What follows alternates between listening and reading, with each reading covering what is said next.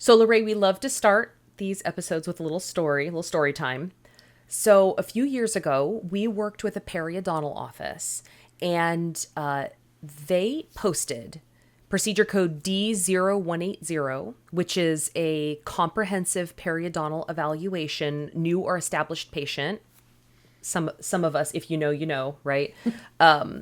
They posted every single time they did a 4910 perio maintenance. So they did those two codes together every single time, right? Okay.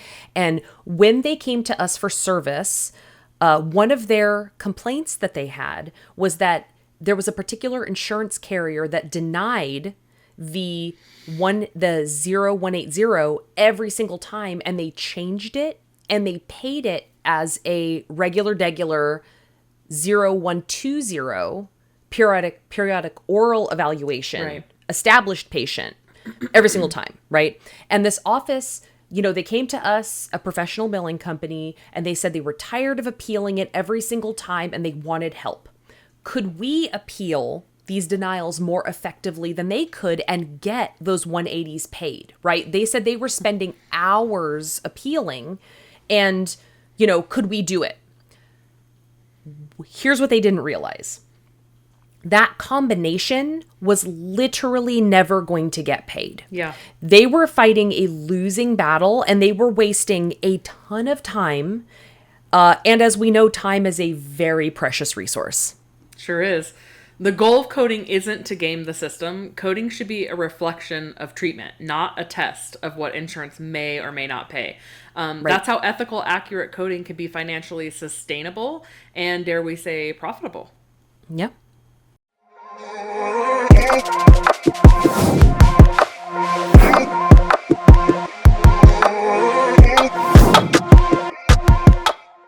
Welcome to the Truth Decay Podcast, talking dollars and cents with Sara Baker and LaRae McMullen. So today's episode is about coding with clarity, not confusion. We're going to go ahead and dig right into how to simplify coding, making sure that you're billing fully for the care that you provide. And as an added bonus, we're going to exercise a little bit of ethical billing habits. Hell yeah, ethics. Let's go. We're going to break down some myths, systems. Ooh, love me some systems. And how to turn your CDT book into a cash flow tool instead of a claim denial machine. So that perio office story, it's actually a perfect example of what happens when you haven't analyzed and systemized your coding and processed and proactively adapted to any changes or patterns that come up, right? So this office was stuck in a reactive mode. What they were doing was they were appealing every individual denial instead of looking at and analyzing the overall pattern. Right? And the myth here is that appealing everything is productive.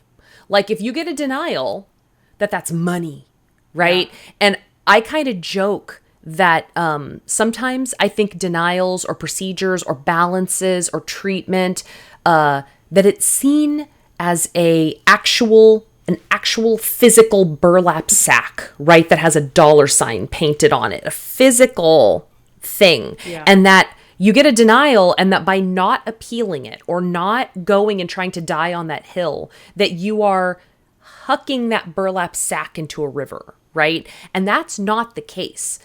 Posting, treatment planning, coding, it is all theoretical. It's a system, right? So you need to be smart about it. You need to have a system, right? And so this particular issue ended up being a processing policy of this particular carrier. The D0180 is never allowed on the same day as a 4910, as a perio maintenance. And therefore the appeals were never going to work. Certainly not on the same scale that they were trying to do, which was every single time. So it was an issue of them needing to change their coding process and their expectations, right? They were spending so much time posting, seeing that production number, getting it back, getting the denial, having to do those adjustments, doing the appeals, waiting for the appeals to come back, talking about the appeals getting denied. Just no. You know what? As somebody who does payroll for a business, that sounds like a bag of money to me that's being hucked into the river. Agreed, right? I fully agree with you. Well, it's also a mindset issue because we see that offices often code by routine and not by reality. Billing must reflect clinical truth, but there also must be a connection between the clinical truth and the reality of what actually works. So the front of the process and the end of the process, they need to communicate and make sure that they're compatible. Otherwise, you're just wasting time, losing money, and setting your team up for frustrations. Yeah, no, that's actually such a good point, because if you're not doing a regular 0-120, then maybe you should post the 180. But then you need to understand what the expectations are for the payment, right? Well, and verification, right? If you know your benefits and you know what codes are processed together and not, and yada yada, right? You kind of know what you can and can't do. So there's no, even if you did a D0180, you're not going to get paid for it because it's a processing policy. Right. So expectations. Right. Yes, absolutely. So let's talk about how you build coding systems. We actually have some homework for you. Yeah. So first, you want to use that current CDT book. If you don't have the most current CDT book, buy one. You should have it in your office at your front desk every single year. We buy one here, even just, I mean, it's important because we do billing, but every single year we get a new one, we download it, and all of our employees use that CDT book. That's right. Yeah, you have to know. You literally have to know all of the changes because codes are added. Yep. Codes are deleted, and then codes are redefined. Yeah. So you need to understand all of those changes in order to successfully code. So now that you have your book, what you need to do is you need to go through every single code you use. Every single code. Are they all still valid? So for instance, a few years ago, the occlusal guard code changed. Yeah. Right? And that was a big one because I think a lot of people did not know that the occlusal guard code changed and it was used incorrectly it probably is still being used incorrectly, probably in a lot of offices, right?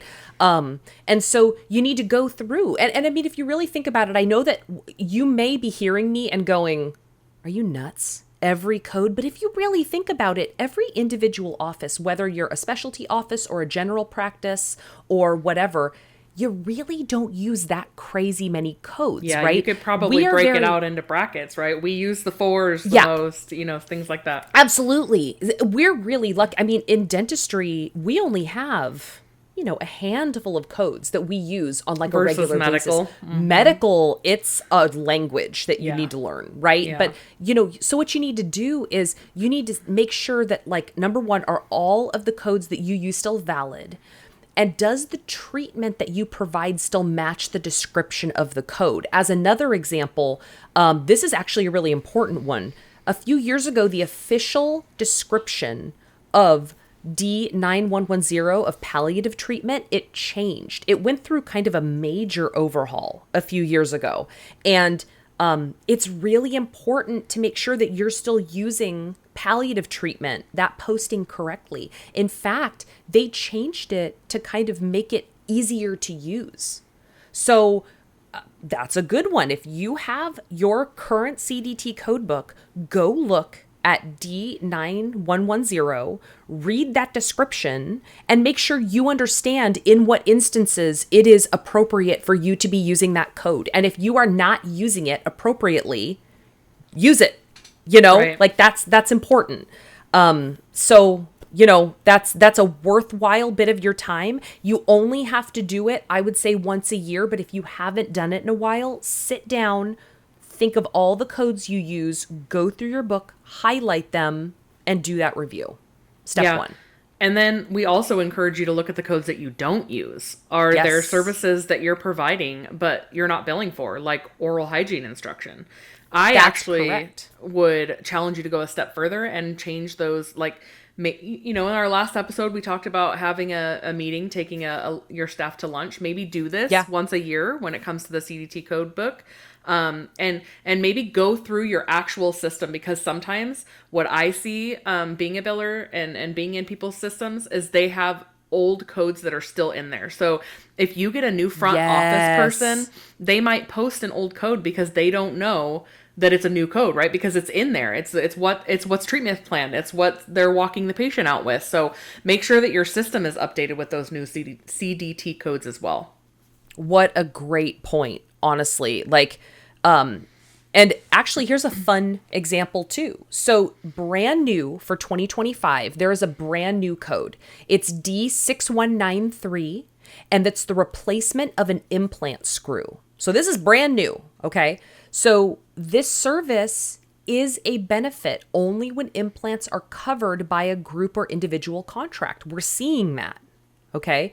So if this is something that you provide in your office, if you provide implant services, if you replace implant screws, right? You should know about this code. If you don't know about this code, you're welcome, right? Yeah, you're missing out. So a couple things to know, though. There are aspects that you might need to understand in order so that you can effectively treatment plan, code, and establish an effective payment expectation from your patients, okay? Because that's all important, because step one is understanding that it potentially is reimbursable from the insurance carrier. But step number two is understanding when and how, and being able to inform the patient effectively, right? Yeah. So again, patients are not upset that dentistry costs money. They're upset when it's a surprise. So you have to be informed so you can inform your patient. Yeah. Okay. So some of the stuff you need to know, this is not going to be true across the board, but this is shaping up to be some of the general things. Okay. Number one, when implants are covered, D6193 is a benefit once every 24 months. 2, when the replacement of an implant screw is done within 6 months of the initial placement of an implant-supported prosthesis by the same dentist or dental office, the fee for the replacement implant screw is included in the fee for the prosthesis. So within 6 months, it's covered. The fee for D6089 is not separately billable to the patients when done on the same date of service as 6193. So those two codes would conflict, okay? So if you did bill this code, which you absolutely should if you provide it, don't waste time if you bill those two conflicting codes, right? So this is the reason I really liked this example is because it gives a whole bunch of examples of without conflicting codes, right? Mm-hmm. And how there's almost like a little bit of a frequency issue that you might need to be aware of. And it's like, that's a good one. That's a really good one to be aware of, that if you're providing this service, know about it. You are providing something valuable that you should be reimbursed for. Just understand what the circumstances are by which you can, if you're in network, by the way, if you're not in network, this is a great code for you to be able to describe a service that you're providing and bill it. Because if you're not in network, you can go ahead and just code it. Well, and I was going to say, to be clear, we're not saying not to bill the insurance for it, not to submit this code, right? That's not what we're saying. We're saying don't waste your time on appealing it, because this is what we like to call an unappealable situation. Right? Very good clarification. Yeah, because the policy will never allow it. But if you're in network, you do still have to send both codes. Absolutely. Yes. Very, very good clarification. Because, for instance, if you're replacing the screw and it's going to, that circumstance, if it's within 6 months, you're doing it anyway. And so you're going to need to send that, right? You're going to need to send it to the insurance carrier. And then if you're in network, you're going to need to do whatever they tell you to do per your contract, right? Sometimes definitely. That's billing your patient for it, and sometimes that's not an allowed included charge. In the cost. Exactly. Yep, exactly. Mm-hmm. Okay, so most dental practice management software lets you create bundles or exploding codes. So, for example, for your preventative appointments, when X-rays are due, if you consistently every single time, if you always do the D1110, D0120, D0274, D0220, and two D0230s. That's that bundle that we see all the time. Again, if you know, you know. You right? know. You can create a bundle or an exploding code for that kind of set of codes so that it's super easy. It just makes it a one-click set. It reduces error and it saves so much time. Yeah, absolutely. I mean, you can just, once you are able to figure out what codes you want to be together, you can successfully use those codes and bundle them for almost any situation that you have. So you can do like a preventative appointment that needs bite wings, a preventative appointment that does not need bite wings, a preventative appointment that has fluoride, a preventative appointment that doesn't have fluoride, but you get it. And that's not to say that you can't add additional codes or take away a code, right? Like, but those 5 would just be automatically posted with that one click. Absolutely. And it can help you streamline the treatment planning and appointment setting step with these combinations that are successful and accurate. Yeah. Right? So it's just, we're kind of trying to help set you up for success so that you're not missing things, so that you know that, and again, like, we want to be clear, these are things that that you do on a regular basis. But as LaRae is just about to explain, you do need to make sure that it's accurate with what you're actually in the long run posting and submitting. Yeah, so like what we discussed in a previous episode, an important part of that internal system should be that the practice owner is reviewing and confirming those day sheets every day. So if you do go ahead and bundle these codes and you use them, hopefully anything that was bundled that maybe they didn't get the bite wings, maybe you bundled it with the bite wings, it would be caught and deleted before it's submitted to insurance, because otherwise it's another bag of money, right? Wasted time with your employees that is doing a corrected claim because it didn't get caught. So that's that check and balance, right? So you've got your bundle, and it's supposed to save you time, and then the patient sits in the chair, and maybe for whatever reason they end up not having time to get the fluoride, right? So then if hopefully your hygienist catches it, deletes it, right? Maybe though that didn't get done, just skipped it, whoops, totally forgot. Somebody should be catching that. Front desk hopefully might catch that, right? Hopefully there's some kind of process in place where front is double checking and, didn't get fluoride, deleted. If that didn't happen, somebody is checking it at the end of the day to make sure, right? But there needs to be checks and balances, because ultimately documentation and billing must be aligned. If you build for oral hygiene instruction, your notes must say that you gave it. We again are going to do a future episode on the importance of clinical notations and detailed clinical notations about what you did. But the bottom line is that if it says you did it, it needs to be in your notes, right? One actually common thing that I will mention just briefly here is, let's say that, you bill for a $49.10 for a perio maintenance, and then later it is decided that it was a cleaning. Yeah. We'll talk about that on a future episode, right? Listen, that could actually happen. There are instances where that happens legitimately, right? Because sometimes people go back and forth between the two, and maybe you accidentally posted for a perio maintenance when this time it was a cleaning. I'm not a clinician, so perhaps, that happened. What needs to happen is the clinical notes need to reflect what is being billed to the insurance carrier. Yeah. So if you realize that you accidentally billed the wrong one, everything needs to be updated. The billing to the insurance needs to be updated, and the clinical notes need to be amended to say cleaning, explaining what happened. The provider needs to initial those. Those things need to align. Billing and clinical notes absolutely need to align. That's how your records become audit proof. Documentation does not have to be complicated. It just has to be truthful and consistent. Being ethical is actually more simple. Yeah. It's just simple. So in other words, one of the most effective ways to save time and money is to educate your team and automate coding when you can. The more manual coding, the more manual your coding is, the more room there is for error and lost opportunities.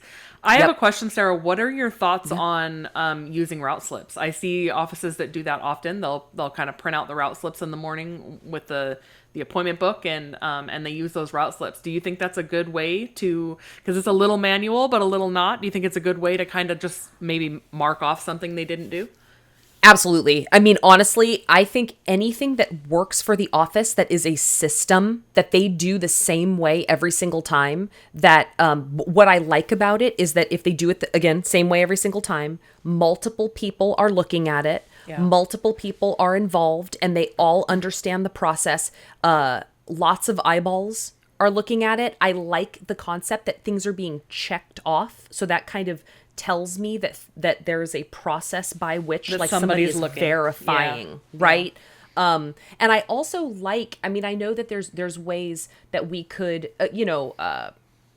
eliminate the actual paper and do it digitally, but still having that paper and then being able to kind of scan it, hold on to it, maybe even if you don't, right? As long as you have used I mean, people use tablets, right? You can use draw on tablets or something. Absolutely. There's a way. You could absolutely do that. But I love whatever the process is. If it's the same thing every single time and everybody's on board, I think any kind of system is better than no system. For sure. Right? Yeah. Darn near. I may live to regret saying that, but I like hearing system, you know? So then what are our top takeaways today from this episode? So we would say number 1, code what you actually did, not what you hope will get paid. Yeah. Stop asking, what can we bill? And start asking, what did we do? That's so important because I do think that people do things they're not billing for, and they're spending time fighting on things that they think they can get paid for instead of what they actually did. There are little things, like you said, oral hygiene instruction, right? Sometimes it's paid, sometimes it's not, but if you did it, you might as well try to get paid for it. That's right. And I think that one thing to point out here just briefly is that if you are going to bill for oral hygiene instruction, if you did it, you provided a real service, that you sat down, you did some kind of instruction, that you felt strongly enough that your time was valuable, and you're billing the insurance company for it, and the insurance company comes back and says that it was not a covered benefit, and the patient portion is whatever, that cost is then passed along to the patient. You cannot write that off. Yeah. It is not optional. If you are representing that there is a charge for that procedure, you cannot bill the insurance company, see if they're going to pay it, and then if there's no pay, write it off every single time. That is not allowed. We are going to talk about that on our next episode, which is understanding patient portions, but I just wanted to throw that out there. I'm glad you did. I think it's a huge misconception that people don't understand. Patient portions are absolutely not optional. And they shouldn't be. They should not be. So code for what you actually did, not for what you hope will get paid. So number 2 on our top takeaways today, I feel like I say this every single episode, but build those systems, update your codes, automate those bundles, and train your team to do the same thing each and every single time. That's right. Yep.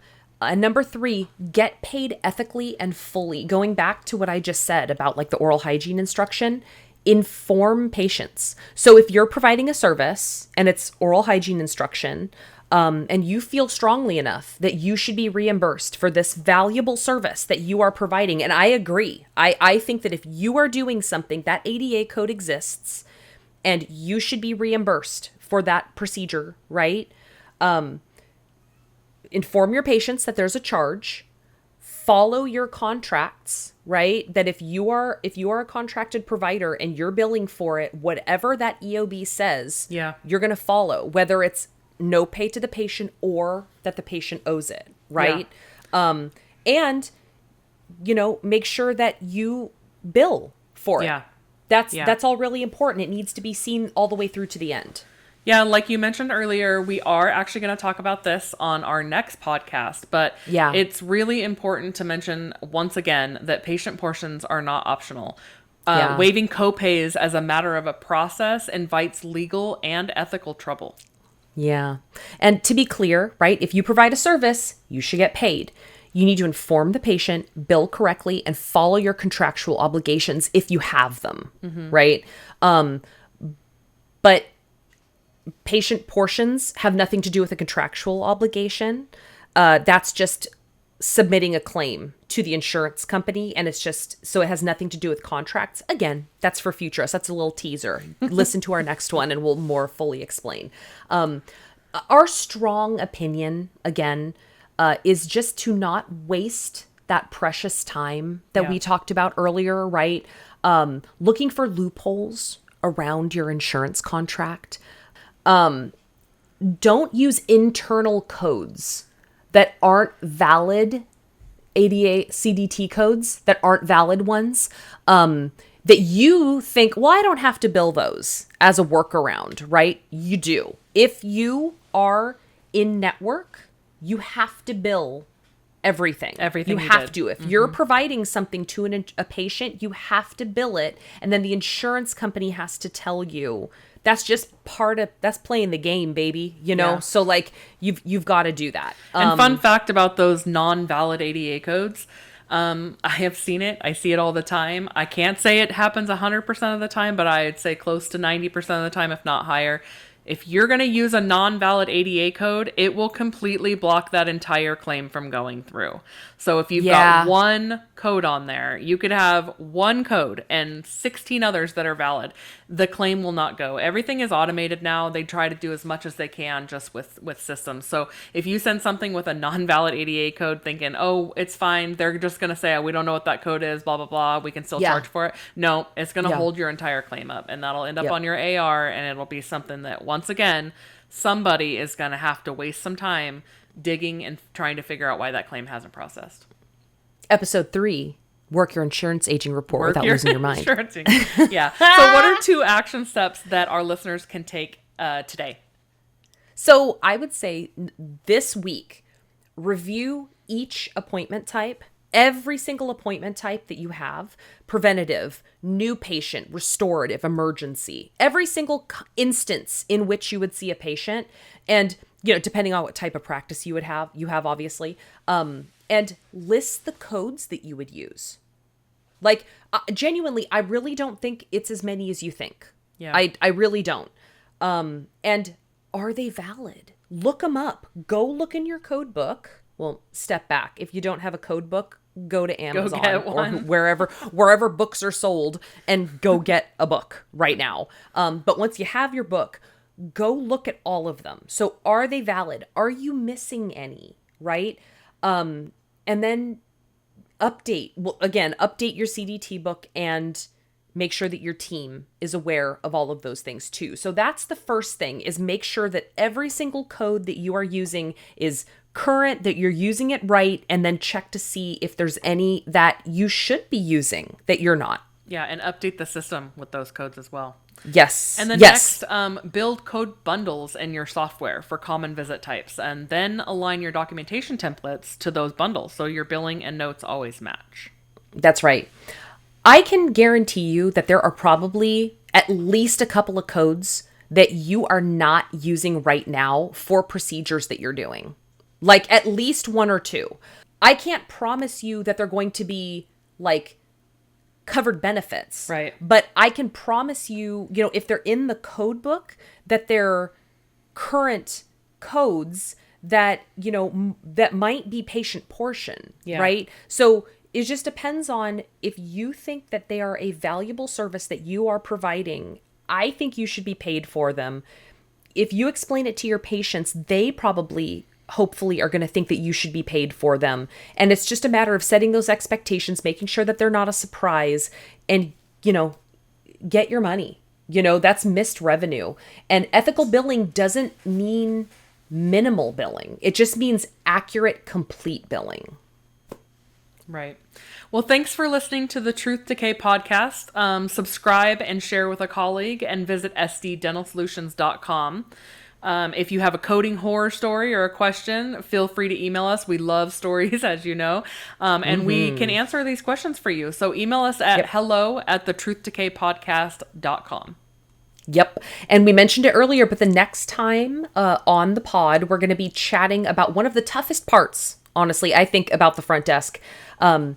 It's explaining and collecting estimated patient portions and sort of patient portions in general, conceptually, like what they are, why they're important, and why they are not optional.